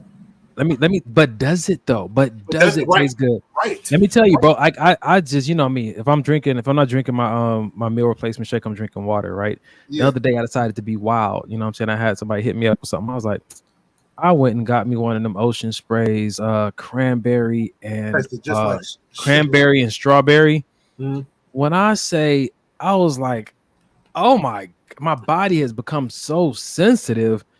It was just like, but I guess as a kid, I was immune to that. Sugar was water to me. You know what I'm saying to you? So I think that when it goes back to what we're saying, for me, like, I have to be careful about that obese word. Yeah. I would like to see, like you said, a clean bill of health from the doctor. And then, I guess it comes down to what's healthy in the Western culture versus the Eastern culture, because I've been to enough doctors to where they don't have a holistic approach to health and wellness. They don't make no money.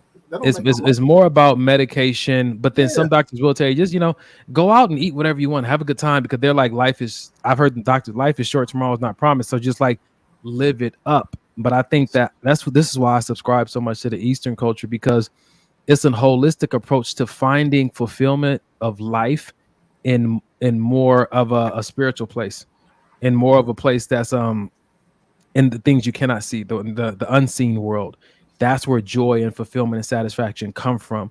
But if you live in a society where they make you believe that satisfaction and joy come from only what you can possess or physically experience, then you kind of become a slave to these things that appeal to your flesh. Yep. And you miss out on the fullness of life that first is birthed in the spirit and then makes its way to the material world. I agree. I think the biggest thing that I have an issue with is I get some people are not motivated. I get some people just don't know where to start, what to do. But my biggest thing is laziness.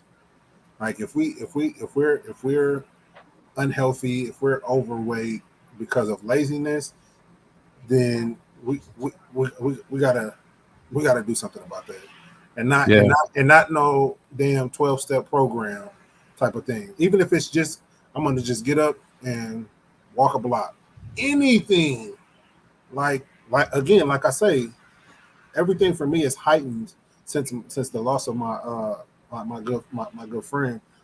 So like anything that we can be doing to extend our lives and make a difference. If you have children, if you have a spouse, a loved one, you know what I mean? Of course, we always say, you know, that the change you have to do it for yourself, but we also got to think like, do we want to live?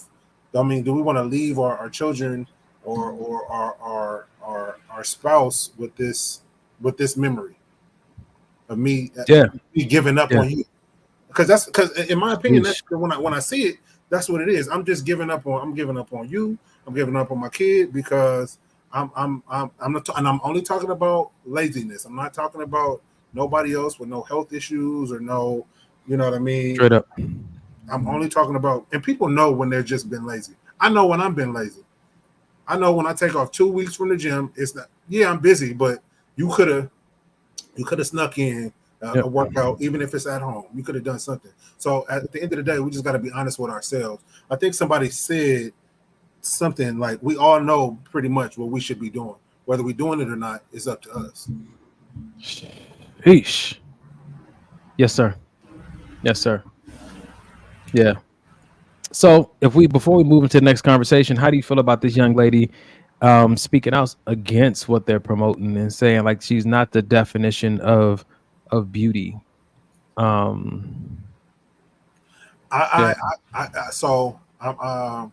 gathered that she was talking about that Lizzo incident, and I feel like I don't know anything about it. Okay, so I feel like she's not necessarily saying that Lizzo is not the definition of beauty. What she's saying is Lizzo promotes this being okay with being overweight, and you know what I mean. You know that who Lizzo is, right?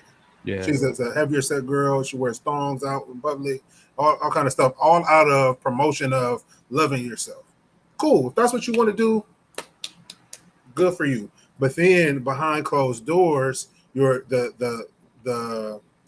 models and the dancers and stuff you have, they're also plus size women and plus size men. And so what happened? Something came out where she's fat shaming, talking about how big they are and how fat they're getting. She's fat shaming these dancers, these models who you hired because they were plus size. You know what I mean? So I think that she's saying her character and the type of person she is, it's not beautiful, because how do you do that? When did the word plus size become an acceptable replacement for fat? I'm not against the word plus size, because I do kind of feel like what you said, the standard by which you want me to live into may not be appropriate for me. I remember when I was trying out, I wanted to try out for the fire department, and I'm 5'10". And so for 5'10", they wanted me to be 180 pounds. I was like, where does that make sense? And I went to my doctor and had a full physical ran, great results, but I was overweight. And I'm like, how make the math make sense? If I was 180, at what point does that start to jeopardize the other numbers that I have that are great? Yeah. Full figured is better, is what Vicky says. Listen, full figured, look healthy. What is it? Red bone thick, country thick. I love all of it. You know what I'm saying? I just, some people like, Honda Civic. Some people want a Hummer. Both definitions of it. I just think that it's wise to build your body in such a way that it doesn't break down while you're simply trying to fulfill purpose. That's all. That's a legit. That's legit. That's super legit. Like whatever that looks like, whatever, as long as you know what I mean. God, because at the end of the day, God put us on this earth to do something. If we can't fulfill that something, whatever that may be, whatever He's blessed you with, whatever time He's blessed you, if we can't fulfill that because of our health, then something's wrong. Then that's bad stewardship. Yeah, like of the life that God blessed you with. Forget everything. If He's called you to be a sumo wrestler and that's part of your purpose, then you got privileges that you ain't. Run it up. Give me all the carbs. All the carbs. All right, let's get into this next one here. Hold on. Social media has made people feel. I feel like this is this is gonna be a short. I know the way it started, Mike already know. It's really her. So Simone is cool. It's just anyway. Let's go. Let's get it. It's a minute. It's 1 minute total. Just bear with me, Mike. Social media has made people feel like you don't got to work for a relationship. You not want to do this? Oh, there's 30 other niggas that'll do this for me. But what about how somebody really makes you feel? You be feeling like everybody's replaceable. People really aren't replaceable all the time. Like, no, I mean, maybe we can disagree, but people need to stop being inconvenienced one fucking time and ready to move on. Why the fuck you looked at me like that? No, I was saying like waiting on you to... It wasn't no shade. What did I do? You didn't do anything. But no, I do be doing shit. That's why I thought you looked at me like no, that. I would. If you have a good person who has showed you that they want to do the work, why would you let that go because you're worried about what else is out there? No, I'm agreeing because it's a word. Who told you that? We may have had a conversation. Oh, we may. Bitch, it's August. It's my birthday episode, Ty. What we drinking? I haven't ate. I had a smoothie today. I had a smoothie. A protein shake. Ty, what are we drinking today?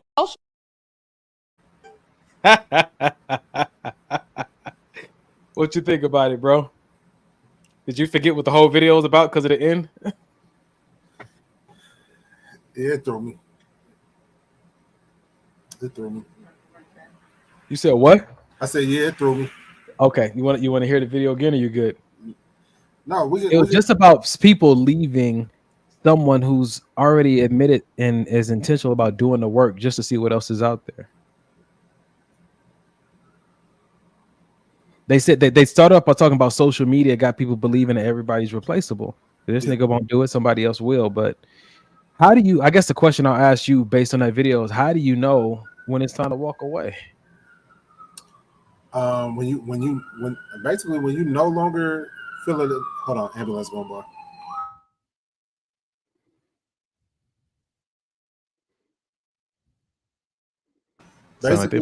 Okay. Basically, when you no longer have a want or don't feel a need or don't have a desire to put anything else into the relationship. Remember when we were talking about pouring that cup? When you feel like, look, I'm taking my cup back. I don't want to pour nothing else into this. Like, why are you here then? That's when you need to start asking yourself these questions. Why am I here? Why am I still around? Is it because I'm comfortable?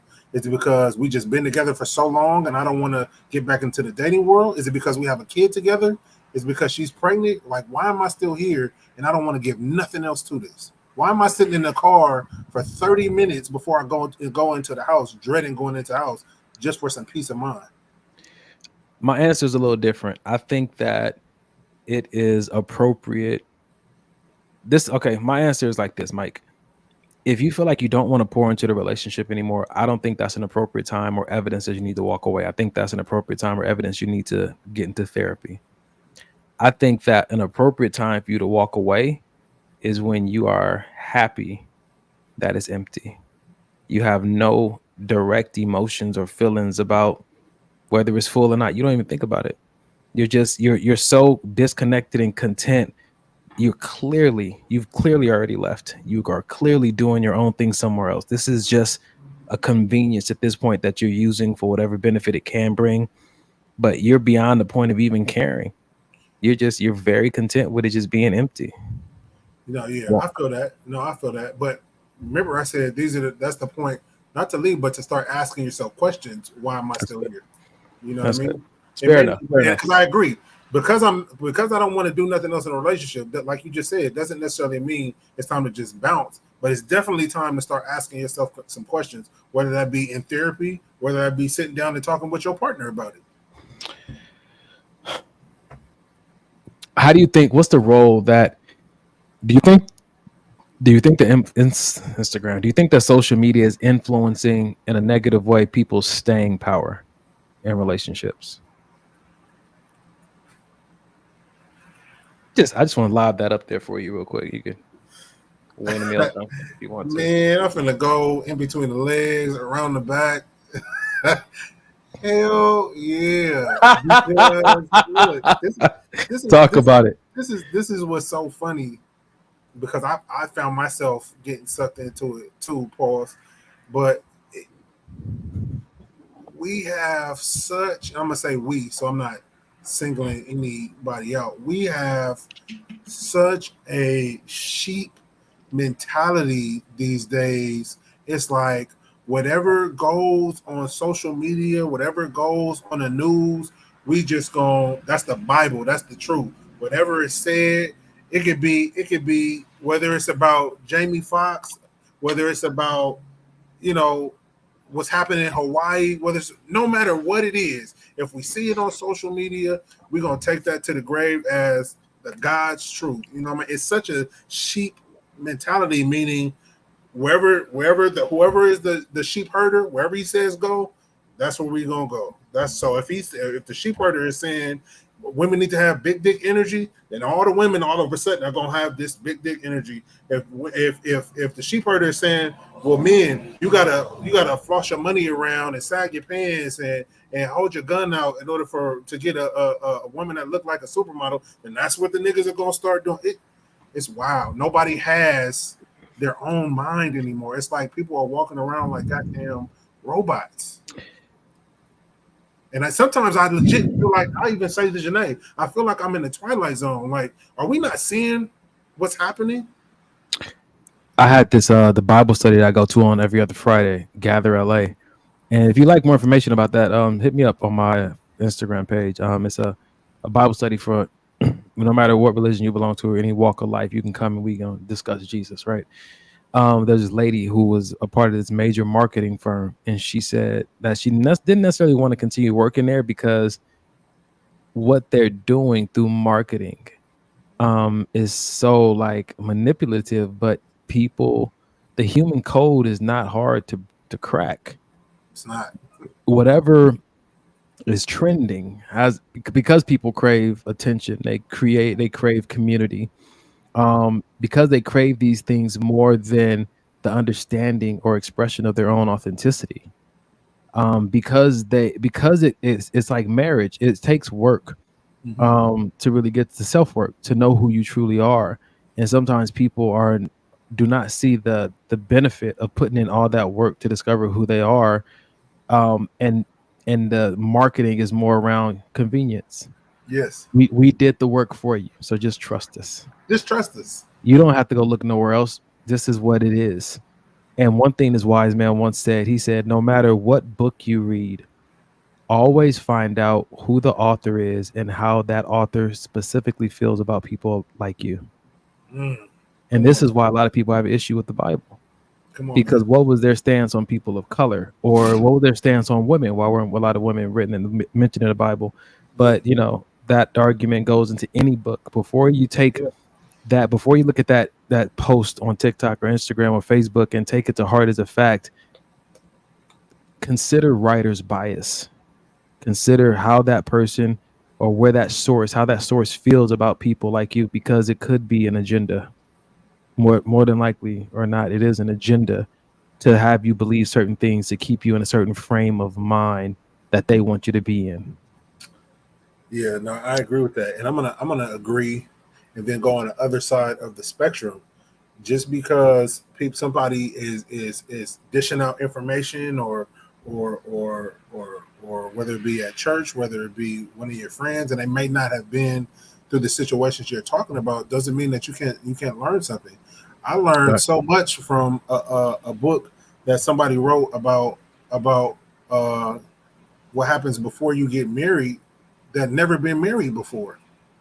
So it's it just speaks volumes to just being a student of life in general. You know what I mean? Sometimes, we look at people, you ain't never done that, so how can you tell me about it? I'll tell you like this. Wisdom on any specific subject is not reserved for those who have experience. That's it.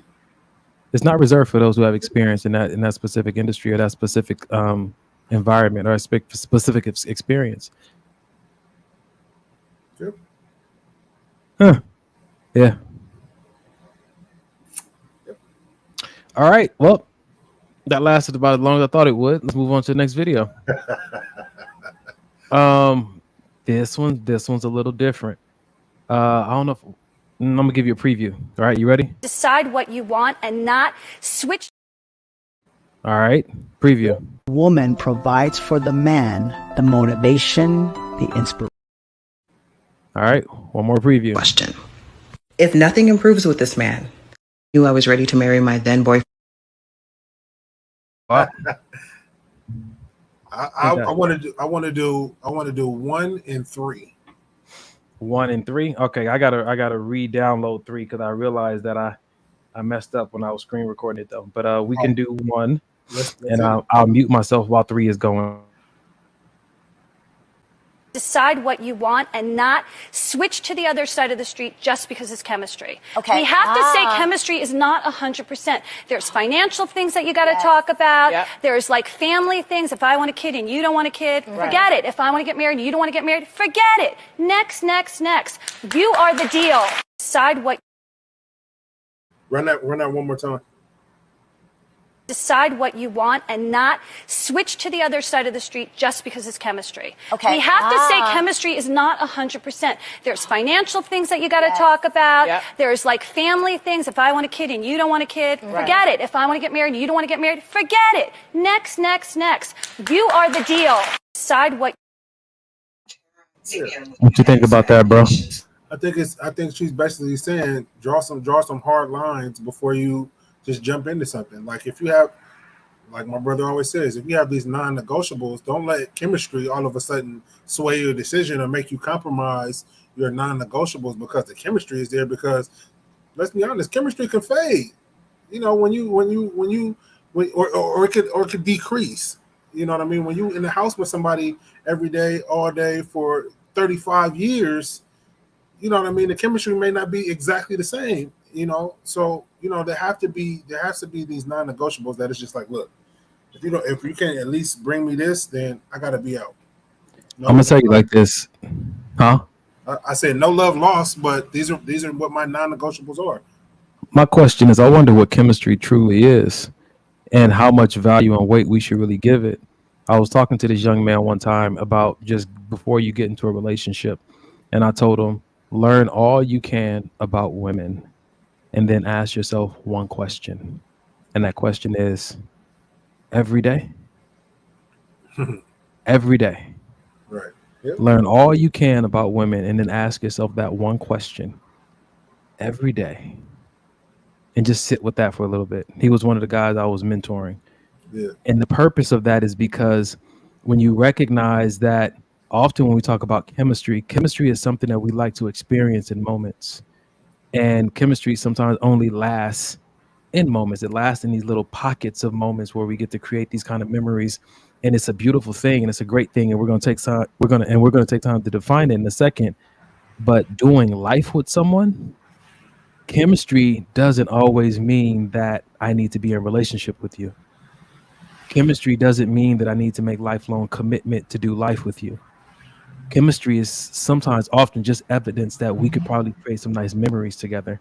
And that might be the total extent of it. How do you define it though?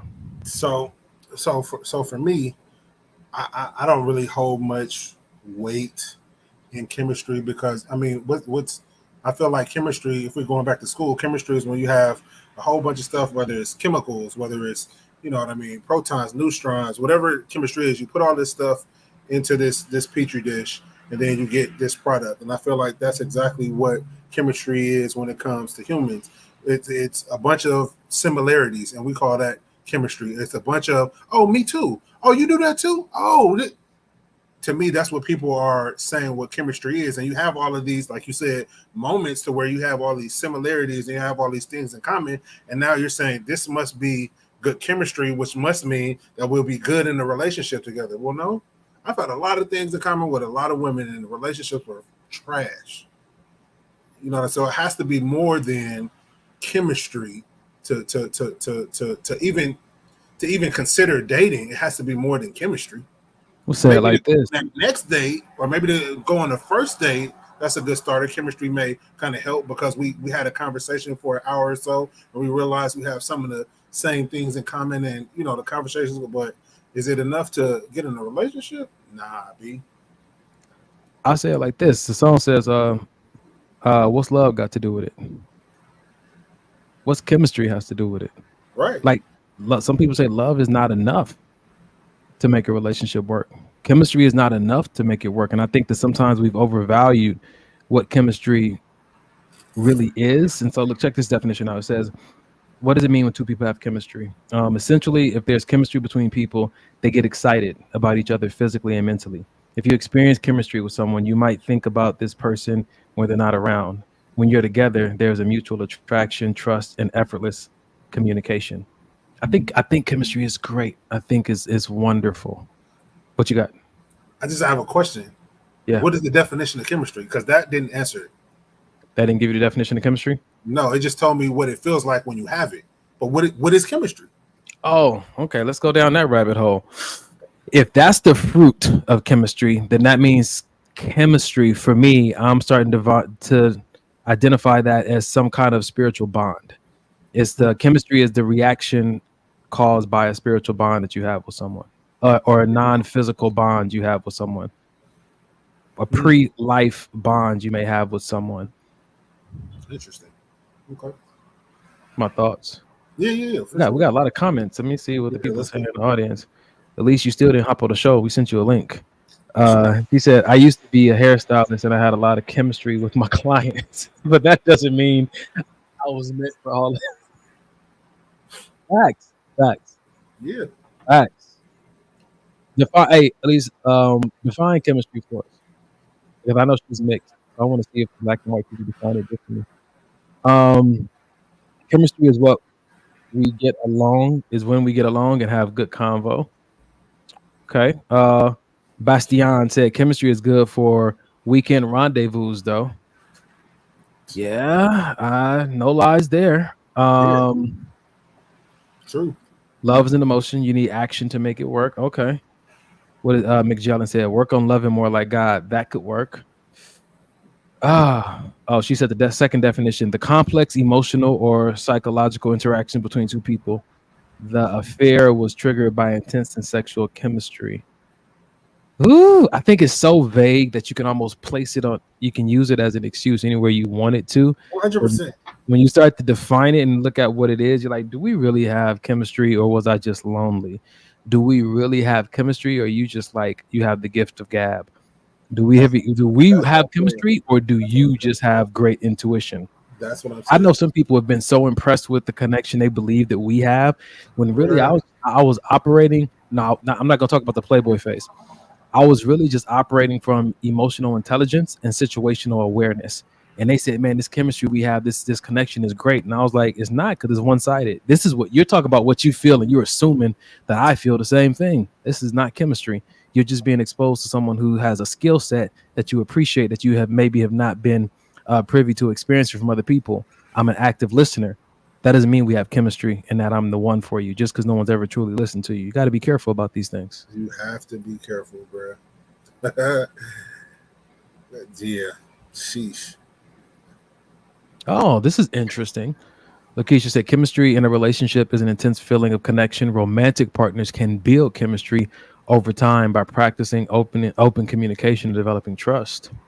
That's good. I don't think I've ever heard the idea of building chemistry. Okay. I like it. You got chemistry? Yeah. If that's what you want to call it.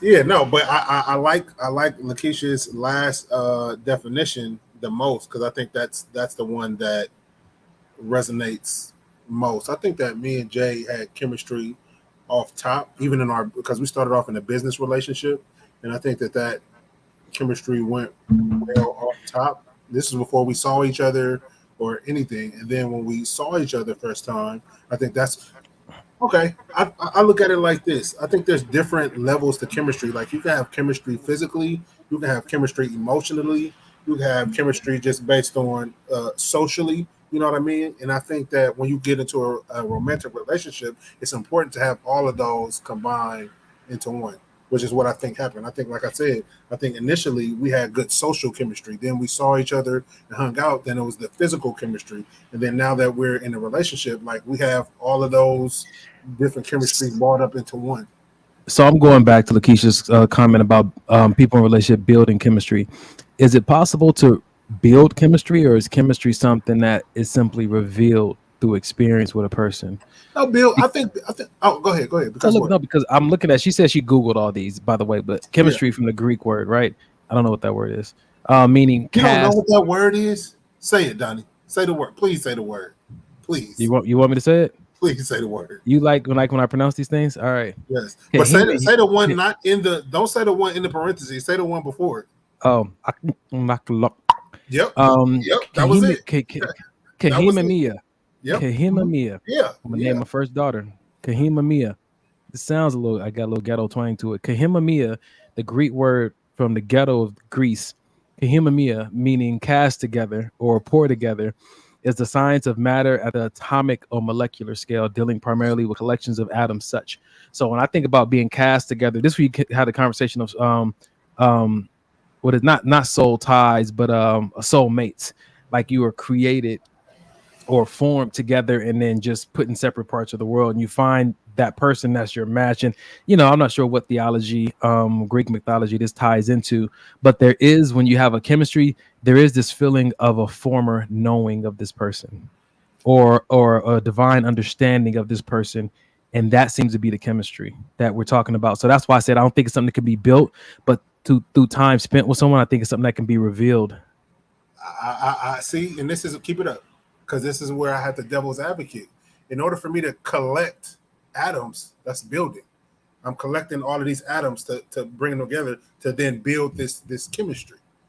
So dealing primarily with the collection of atoms, I'm thinking about the process that happened before I came to this earth, before I was birthed out. I'm thinking about that collection of atoms then, and this is all theory because I don't think anything's proven, but because like I said, like I initially started with, I said, I feel like chemistry is people are collecting all of this information and you know what I mean?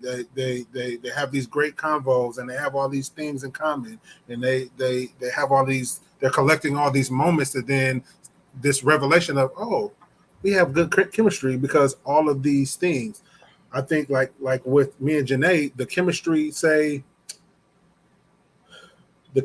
that we have, say with the way we know each other, that chemistry that we have with the way we know each other didn't come off the top.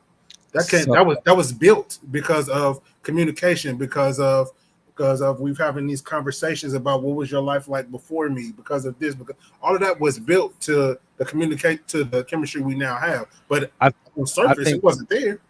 So no, that's the part I disagree with. But I think Lakeisha summed it up for me. She said you can build because it's a compound, right? So I think that she is right. So I'll take back my last comment.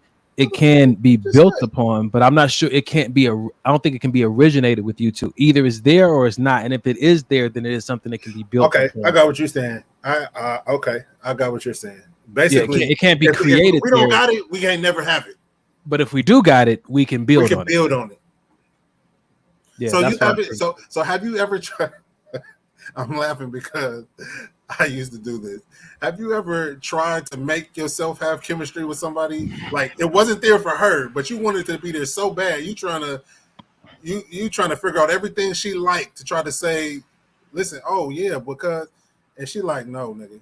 It doesn't matter how much you're saying we have in common. The chemistry is just not there. It's This is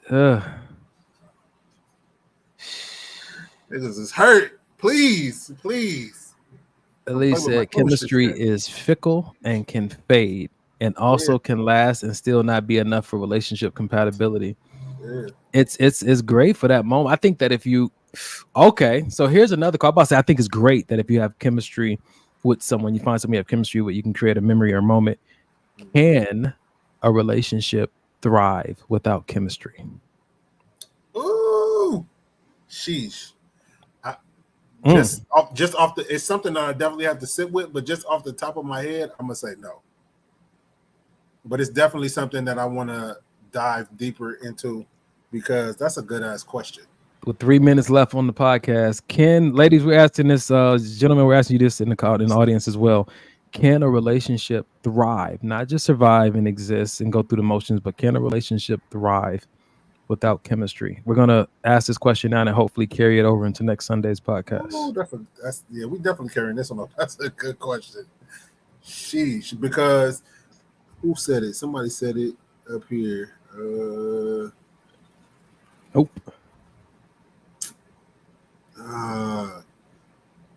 I think it was Lakeisha that said it. I can't find it. Did you know? You gotta be like-minded to have chemistry. That's it. That was it. And when I saw that, I was like, that's true. You do. So then that goes over into your question. You got to be like-minded to have chemistry. Yeah, no, I mean, I don't think she's saying with everything, like we got to have the same views on life, but we have to have some likeness of mind in order to have that chemistry, I believe. Is it possible outside of chemistry to have a spark of some sort? Or is chemistry the foundation of every spark that you will experience? Stop asking questions. Golly, stop it. Stop asking questions, nigga. Golly. This nigga's coming with all the great questions with 1 minute on the clock. Sheesh. Nigga, write them down. We going into double overtime tonight, ladies and gentlemen. Golly. No. That's good.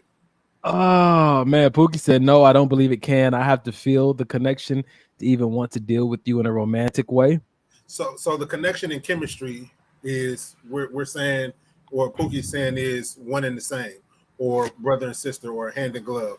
In order to have a connection, you got to have chemistry and vice versa. See, what Pookie said made me think about the fact that you don't really have a willingness or a desire. You don't really see the incentive of staying in a relationship that doesn't have chemistry. And a lot of times people don't see, and why am I staying here if it's not something that is going to, if it's not bringing me alive, I'm not excited, if it's not making me have a new perspective on life. Like if I don't feel, that word feels real big. Like, is that emotion or is that chemistry though? Is chemistry an emotion? Okay. Or is it an no more questions? No more questions. Because these questions are great. 1 minute left, and we need more definitions for that answer. Right. Look at Vicky she's trying to prompt it. Like, yes for OT. Nah, we're not doing OT tonight, but it's a good idea. It's a good idea, though. We got to answer though. Sharnese said, yes, it is outside of chemistry. It's possible to have a relationship that thrives outside of chemistry. So let me ask you a question. Do you have chemistry with Denim? Yeah. You sure? 100%. 100%.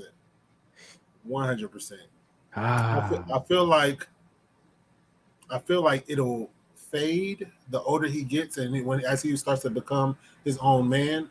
You mean less like you? Nah. Well, hopefully. That's what I'm saying. Like, is it because he's so young and he's being molded by you that's really just you experiencing yourself? So that's why it's chemistry. I feel like that is a part of it. Yeah, I do. I feel like that's a part of it. But just like with me and my dad, I had a great relationship with him growing up, and the older I got, that chemistry kind of dissipated. I see him now, and it's still there. You know what I'm saying? But it ain't like it was when I used to just run and jump into his arms, and you know what I mean. That's interesting. Yeah.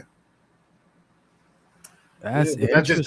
That speaks to what she said about chemistry fades. It does, but that doesn't mean love fades. That doesn't mean she got an agenda. Vicky has an agenda. This would be a great midweek conversation. I'm just saying. She came tonight with an agenda to get a Wednesday show. That is her goal. That's why she's here. Next week. Yeah, I was actually going to say this, Bastien. Next week we can talk about the ingredients that make up chemistry that lasts forever outside of sex. Oh shoot! Listen, instant chemistry hack. Lick them toes. Instant chemistry hack. Here's the thing. I don't feel like sex even has to come into play when you're talking about chemistry at all. And maybe I'll reveal that on the next show. I got to talk to my because about it. We about to, all right. So, we gonna shut this episode down. Did you want to comment on this tonight or no? Put it back up. Listen, because you put that in the gang. Oh no, we can save that because that's yeah. But for that one, we probably gonna be talking about chemistry and that'll be the only things we're talking about on the next show because that's make my life easy. All right. If you have any chemistry posts or videos you see online, please send them to Maybe This Will Help, the podcast Instagram page, or send them to our Instagram page. Do you check the DMs for our Facebook page? Maybe, baby. Don't forget the maybe. Mike. Oh, sorry. I never get to do that part, and I see why you like doing it. It's easy. It's fun. It got a good beat. Like I get it. Don't forget it. Don't forget it. Don't play it. me. Don't. This nigga really tried to play me right now. All offbeat and everything. Yeah, that's how you sound, bro. It's rude. Don't forget it. Don't you forget it. Don't forget it. Don't you forget it. Don't you forget it. Nigga start scatting over my beat. This nigga rude. No. So this is what we're Instagram only. If you have any posts about chemistry, please send them. But we actually have to start using these people's things because I noticed that we don't use them as much as we should. So that's well, the ones they send me to my personal page on Instagram, I bring those to us. I don't check the Instagram page. Okay, so Donnie apologizes for ignoring y'all's posts. Send them to Donovan D. Donnell. It's right here at Donovan D. Donnell on Instagram, and we will vet them for the show. Oof. You sure you want to do that? That's not what your personal page is for. Yeah, it is actually. People be thinking that I be sharing my business. Every now and then I thought Maybe This Will Help page was for Maybe This Will Help. Well, who's checking the DMs there? Me, but if you're doing the media, then you need to be checking them too, so you can grab. Like I'll send the ones I send to you, but I can't catch them because it's a lot. People send stuff like multiple times throughout the day. Okay, sorry. Shout out to Ali and Vicky too. I know they always send some real good ones. And Pravina's sent a couple good ones too. Are you volunteering to be an intern over here at DonovanDDonnell.com?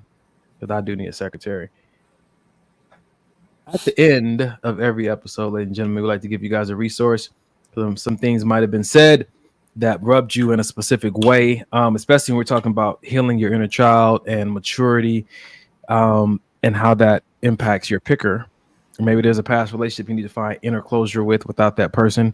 It's always good to find professional help and get connected to a support group, a therapist, a psychologist, and talk through some things and find some revelations about the trauma you've experienced so that you can find reconciliation with yourself. No matter what relationship, be it parents, child, or with a romantic partner or a friend, they get broken. No broken relationship affects you more than a broken relationship you have with yourself. So hopefully this hotline number can help you with that. If you suffer from that in any degree, even the slightest degree, you can call the number 988, get connected with someone who can help you with the voices you're hearing, the emotions you're struggling with, or the habits that you're using to remedy the hurt that are actually still killing you. So 988, you can go online and chat with them, or you can call the number 988 and talk to someone live, and they'll follow up with you, whatever your crisis is. Don't feel ashamed to reach out. And if you know someone who is struggling, give that resource number to them. Yeah. All right. Mike, anything else you want to add before you pray us out?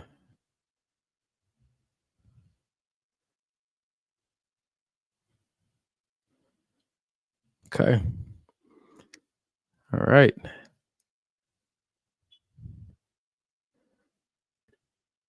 Is there any? Why are you on mute? Why are you on mute? It's probably a good thing I was with you putting the pictures up there. So that was God. It's got to stop. Okay. It's got to stop. We're done. We're done. All right. Father, thank you for another great show, Lord. We thank you for your protective angels surrounding us throughout the week as we go out to our jobs, school, whatever the case may be, Lord. I thank you right now for the people going on this mission trip, including my son and my mom, that you will protect them, Lord, and that they will reach the people that need to reach, and they will receive what they need to receive on this trip, Lord. We thank you for Donovan's mom, that any pain or injuries that she doesn't yet know about or yet feel, that they are already healed. In Jesus' name, Lord, we thank you for her immediate healing, Lord. We thank you for our viewers. We thank you that you allow us to sow into people, Lord. We thank you for using us as a vessel to get, the message across that we're trying to get across, Lord. We thank you that if anybody doesn't know you on a personal level, Lord, that this show will be the light, that, it's not all about being ghetto or talking mess or, but you are the light, Lord. You are the light that shines through us, Lord, and we hope that somebody sees it. In Jesus' name we pray, amen. In Jesus' name we pray. Amen. I appreciate that. A little altar call at there at the end.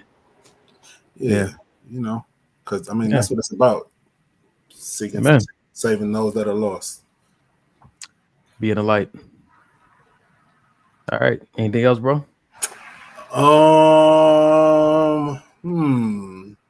Anything else? Vicky, if you're still here, you want to do overtime? This brother trying out. She never responds. She want Wednesdays. Until next Sunday, or maybe a Wednesday, just stay connected with us and we'll keep you guys updated. You never know when we're gonna drop. We love y'all. Thank you for rocking with us.